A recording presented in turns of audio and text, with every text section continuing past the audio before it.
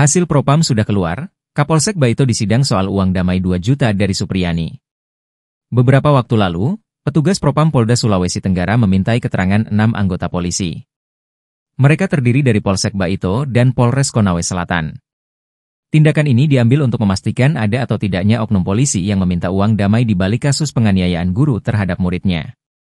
Guru yang kini menjadi terdakwa, Supriyani, juga diperiksa.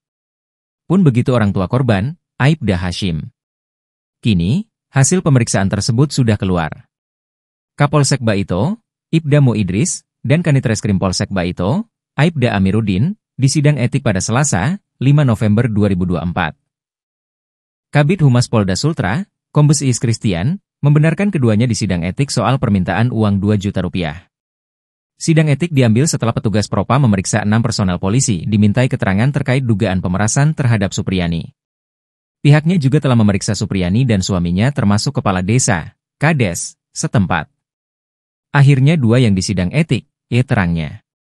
Sebelumnya, pengacara Supriyani membeberkan sejumlah pihak yang meminta uang kepada guru SD Negeri 4 Baito itu dalam kasus dugaan kekerasan terhadap anak polisi di Kabupaten Konawe Selatan, Sulawesi Tenggara, Sultra. Permintaan uang damai itu mulai dari 50 juta rupiah hingga uang 15 juta rupiah agar tidak ditahan. Ada juga 2 juta rupiah yang diberikan ke Kapolsek agar Supriyani tidak ditahan di kepolisian, itu diberikan oleh Ibu Supriyani melalui Pak Desa, IBB-nya.